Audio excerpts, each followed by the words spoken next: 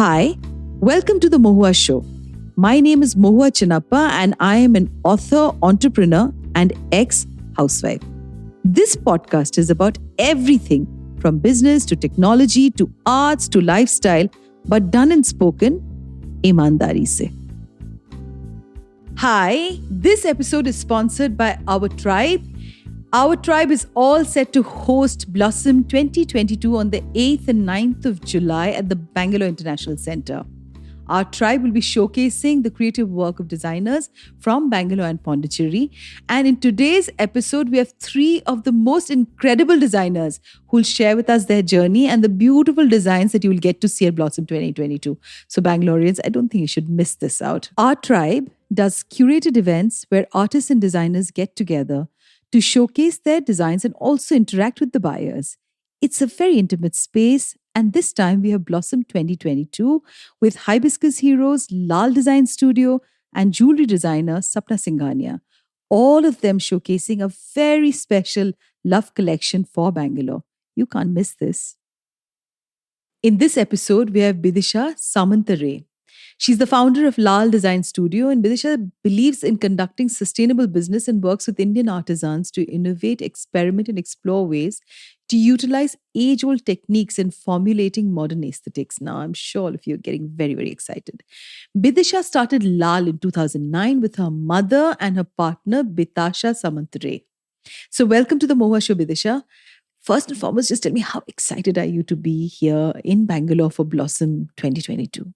Hi, Moa. I am so excited to be there. I mean, I have already worked with the team before and I've only had the best experience. So I'm looking forward to doing that again. Now you have to tell me, what is it that's new for people, because you're going to a really awesome venue, and what is it that you're bringing in new now for this collection? Basically, I'll tell you a little bit about my brand. We are doing a lot of block printing right now.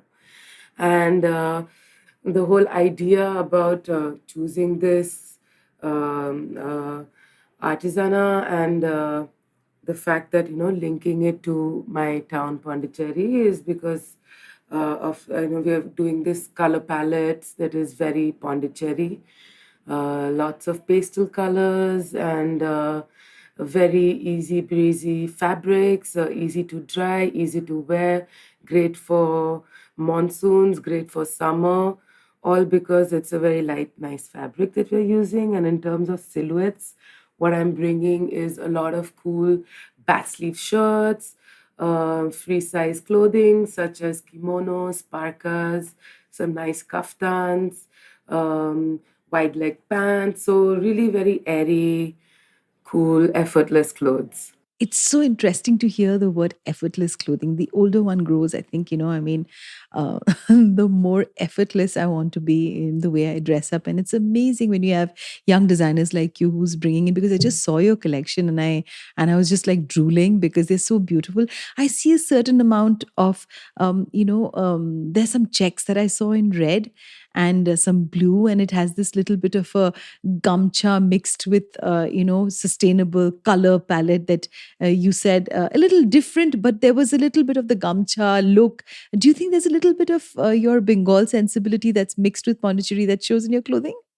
Yes, probably the Bengali out inside me always comes out.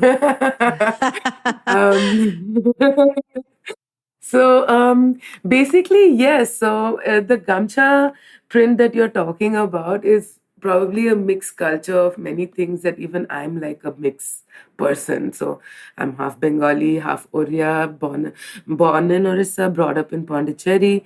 So I think all that kind of always somehow comes through in my creations. So that Gamcha print that you're talking about in particular is again block printed, and it's block printed with three different kind of blocks to come to that look of a gamcha, or if you call it even a picnic table kind of a setup, like those typical when you go out in a park and have a picnic and you lay out this checkered red and white rug and you have your little basket on it. So it has all that little vibe. But yes, it all comes down to several things that I have lived in my life. Yes. I would like you to tell me a little about the color palette that you're talking about. What would monsoon be for you?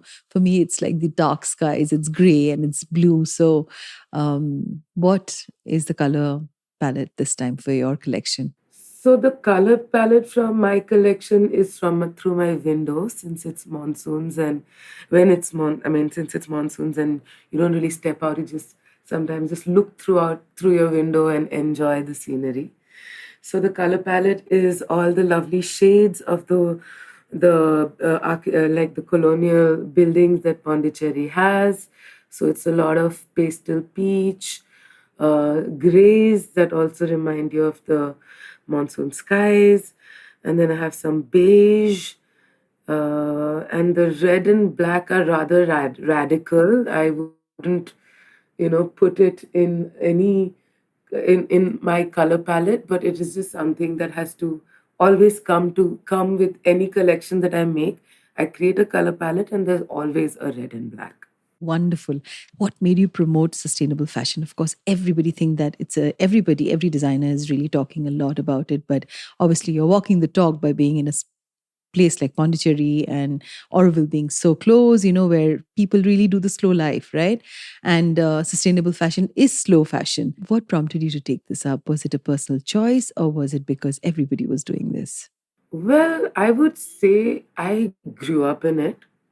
So when I was a little girl, I remember that my mother would not buy clothes for us. She would make clothes for us, and she would always make it with, uh, handloom fabrics from wherever we were. So she grew up a lot in Ahmedabad. So she used to bring back a lot of block printed fabric for us and make little outfits. She would make her clothes, and then with the pieces that were left over, she would make clothes for us. And it was always like that. So I pretty much grew up in that environment. Same thing with my grandfather. He would say, "Don't buy gifts and all that. Just why don't we make something? Come, we'll sit and we'll make something." So it was always about being crafty, about growing up, doing things by yourself, about um, making that extra effort to come to a product. Like, I'm calling it a product, but it's like the outcome. So if you want a birthday dress, let's not go to a shop and buy it. Let's make it for you. So that has always been in my DNA. And as I finished my studies in NIFT and everything, I just felt like, when I went to lift, I was like, oh, I want to do fashion and everything, because as I grew up, I became a teenager. It was all about trend and all. And when I got to NIFT, and when I finished, by the time I was finishing NIFT, I realized that, okay, I might have come here for the whole, the glitz and glamour of fashion, but my calling has always been handmade, handcraft, handloom. So I wanted to go back to it. I did work in the whole fashion industry in a big city for a little bit. It quickly wore me out. And then I said, okay, I need to find myself and do something what sticks to me. And this was what happened. uh, I decided to start Lal and promote all things handmade. So, and I didn't want to do it by myself. So I opened a multi-designer store in Pondicherry where I had my product as well as various other designers that followed the same desire, they had the same drive basically. And quickly, because of so many things changing in the world, I felt like doing more and more and engaged into more and more crafts and artisana. And that's what I would say is my contribution to a more sustainable lifestyle and business. So, sustainable is a very big umbrella, and this is my small place in it, where I would like to believe that everything I do is nurturing a certain craft in our country, is nurturing some livelihood, is nurturing a kind of a dynamic between the artisans and a designer perspective. And as we grow together, there's some kind of a growth that allows not only one person, not one-sided growth, but it is multiple, till the client, the customer that picks up the product. I always tell them to choose wisely. They don't have to buy a lot. They just have to buy what they need or the right things, and take care of it once they have it, so that they can make it last long. So that is my perspective and my contribution to a more sustainable lifestyle. Fantastic. It was so awesome talking to you, Vidisha. Just before we end, I just want you to tell me what's fashion for you and three tips to people who would be listening to us. What should they do to look fashionable, feel fashionable, and be fashionable? Fashion to me is being comfortable with yourself and with what you're wearing. Fashion to me is personal style. It's not so much following a trend. The third tip is you will feel good if you're buying something that has a bit of soul, so that you will vibe with it, you will have a backstory to it, you will wear it with a lot of pride, and eventually that's going to look good and that's going to look fashionable for sure. Oh, God, that was fantastic. Thank you so much, Vidisha, for being here with us today. And we look forward, and I'm sure all of Bangalore would be looking forward to this entire eclectic collection that you're going to come for Blossom Edit 2022. Thank you so much for being on today's episode. Lovely. Thank you so much for having me. It was a treat. Thank you. Welcome, Soumya.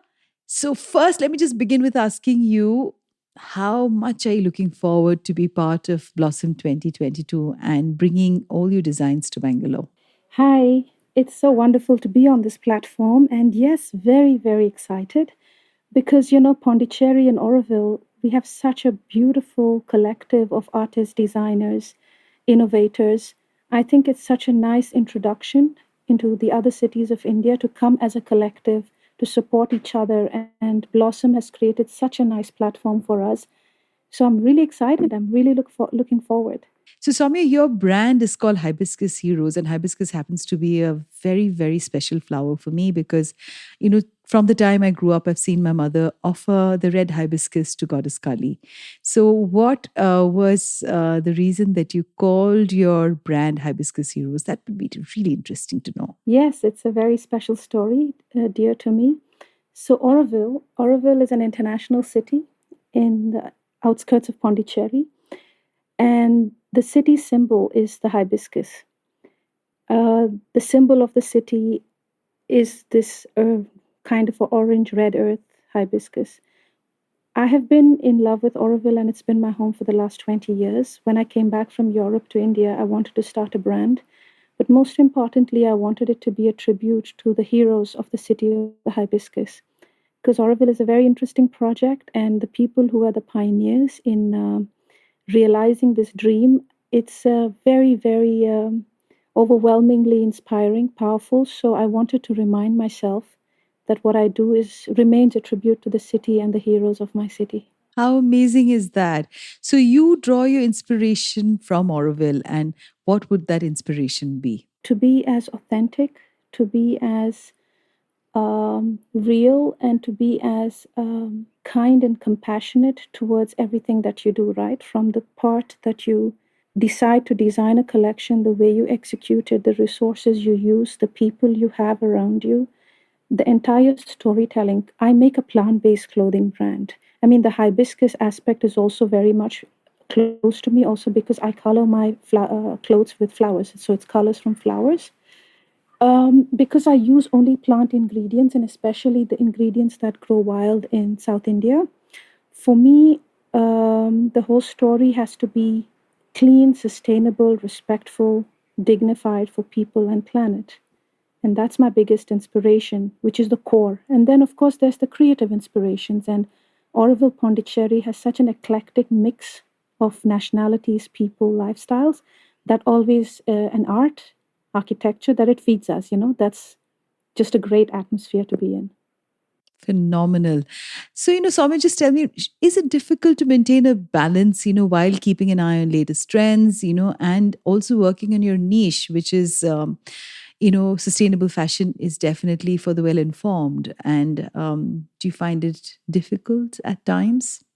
Well, so I am very much aware as a designer what people are wearing, what the styling is, what's out there, but I'm not a slave to it because I believe in creating classic styles. I believe in creating styles that kind of embrace all kinds of body types, all kinds of women. So I don't have this limitation of an age group or a body type or anything like that. I design clothes that I believe are classic, comfortable, but I'm also, I mean, on a commercial side, I do look around and I'm not naive to the fact that certain things are more popular than the other, but our collection is not defined by it. Maybe we adapt a few things to it.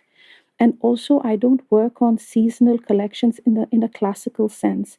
What we do is we started, it's a, our brand is very new. So we launched in 2020. We're still a startup. What we do is we work on collection one, two, three, four, and those collections um, are intertwined. So if you bought something from me from collection one, you should be able to wear it with collection four. So there's an organic development of style. And I do have clients who buy it that way and who wear it. So the longevity of the style for me is very, very important. And I worked in Europe for 15 years for big fashion labels. For me, I also find that whole narrative of what's in and what's out very, very, yeah, I find it a bit old, old school. I think it's much more beautiful to create a story that you believe in, and you'll find the people who appreciate it. Wonderful, Soumya. So, Soumya, you know what? Just before we end, I just needed to understand a little bit more, and also for our listeners, who may not be able to attend the Bangalore Blossom Edit.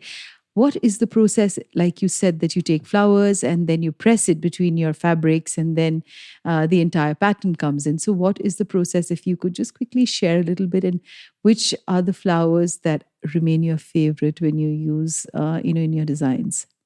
Yes, so we do two things. The first thing, which is a core part of our work, is we extract colors from flowers, leaves, roots, and seeds. And this is a very ancient technique, especially the south of India, Andhra Pradesh, Tamil Nadu, Kerala. They have had this for centuries. In between, it was a little bit lost in translation, but we still have a few authentic families who practice it.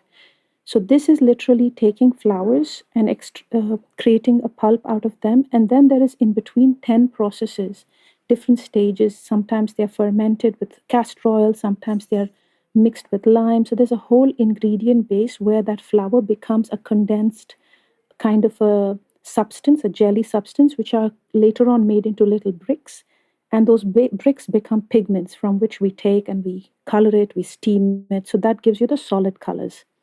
The other thing, what we do is we create patterns with eco-print. And eco-print is a technique where we use certain plants and flowers, which we know have a certain amount of pigments.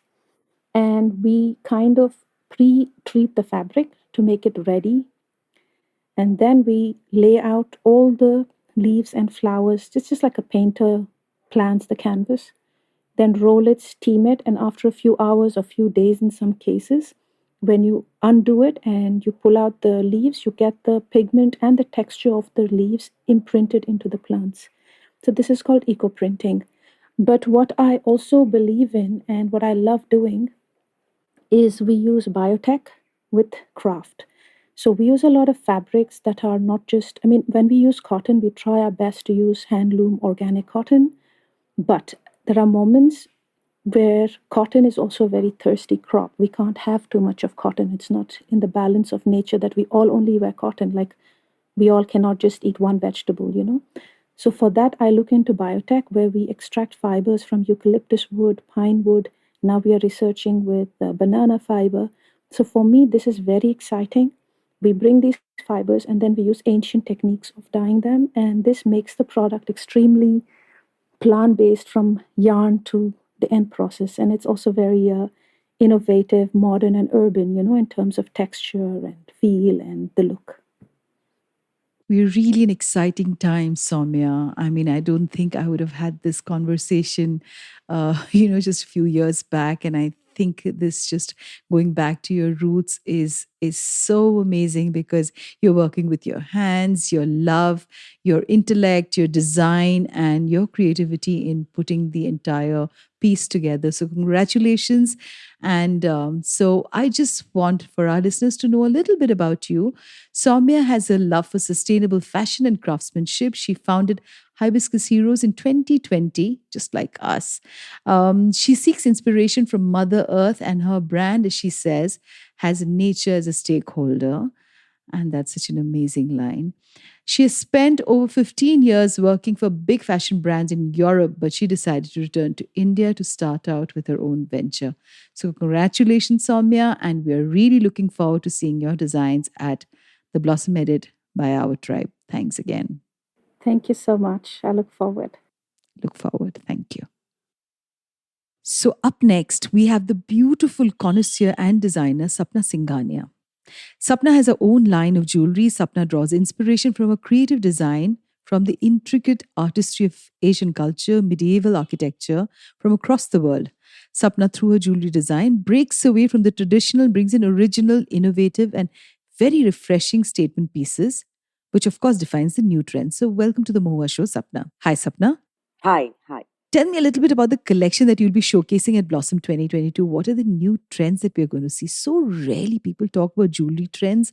We invariably follow the same, old grandma, our parents' jewelry that's been passed on to us. And we very rarely see jewelry designers talking about trends. So I'd love to know that a little bit from you. Our jewelry is the beauty of our jewelry is that it is not the commercial traditional look.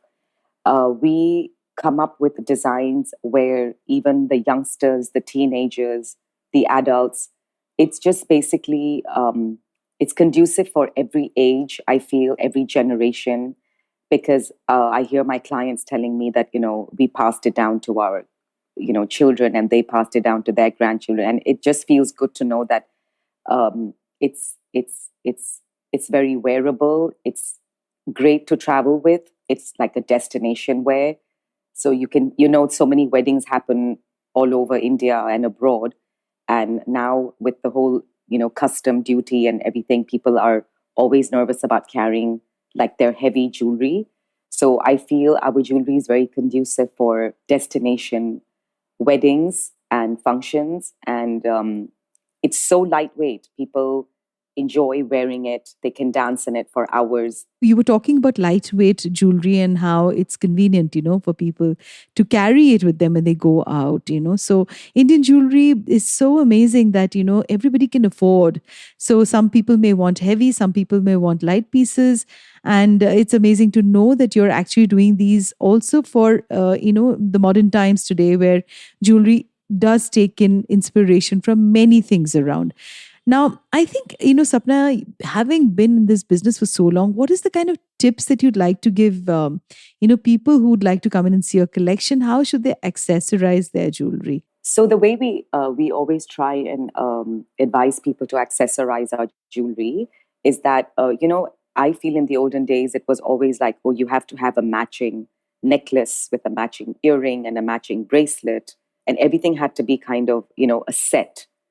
And what we like to advise our clients is that if you're buying like a one lovely earring, like if you're wearing like a nice piece of big earring, you don't necessarily need to, put in a necklace with it, because we just want to focus on that earring and we don't want to take away from that beauty. So we always like our clients to kind of not have like the matching set per se, and we're like, wear a nice bracelet with a matching earring, and that would just be it. So for us, it's like sometimes less is more, and it also looks classy, it also looks beautiful, and it looks enough, because our pieces are so beautifully carved and intricate that we don't like to take away one piece from the other piece. So that's like our tip and advice to our clients, and not like wear everything at one time. Like a Christmas tree, you mean? Yes. So, Sapna, you know what? I want you to tell a few things for Blossom Edit and our tribe, and what's been your experience like, and how excited are you to be in Bangalore? We've had amazing experiences in Bangalore. So we've been coming to Bangalore for the past 8 years. This is our first time with Blossom. So we're really looking forward, because every time we come to Bangalore, there's always some surprise, a surprise at a new venue. And we're really, really excited because we don't know what is in store, but we know that it's always going to be good because of our past experiences. And the people in Bangalore are lovely. I love the fact that they're so simple and down to earth, but yet classy and have taste. And they always have appreciated our jewelry. So we're really excited to showcase our new collection to them at Blossom. And we really look forward. And we are arriving tomorrow. And we can't wait to set up and meet all the Bangaloreans. So, Sapna, you know what? I need to hear from you. What's your favorite stone? Like, I love the turquoise. And I think, you know what? Turquoise for me, it just lights up my whole face. I believe that for myself. What's yours? Oh, lovely. My favorite stone is, I think, blue sapphires. I love that too. In India, blue sapphires is always, a question mark, because they're like, oh, it has to suit you. And, some people consider it bad luck. And I was told that when I got married that I can't wear blue sapphires, but I I couldn't resist from doing that. So I've been wearing blue sapphires all along, and I just think it's a beautiful color, like that deep blue color, because it just has so much depth in it, and that's my favorite stone. Oh, yeah. I love the blue sapphire too.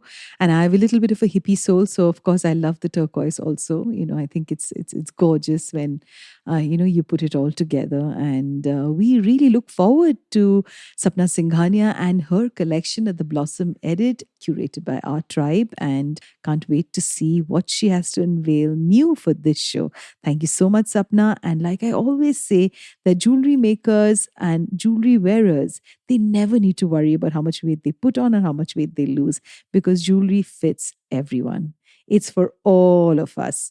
And yes, I think today jewelry is really becoming, so versatile that men and women both are wearing jewelry. I feel a little competitive there, but it is amazing to Yes. see this whole collection of unisex jewelry. And, I love men with good hands, and when they wear this beautiful, ring on their finger, and I think it looks amazing. And, some more stuff looks really, really cool. And on women, of course, I mean, I wear jewelry on the worst of my days because it just cheers me up. So I can't wait to see your collection. And thank you, Sapna Singhania, for being on today's podcast. We look forward to meeting you in person. Thank you. Thank you so much. Thank you so much. To you, our dearest listeners, you can find us on your favorite streaming services: Spotify, Amazon Music, Apple Podcast, and of course on all other major streaming services. With loads of love, we are The Mohua Show, where we talk ईमानदारी से.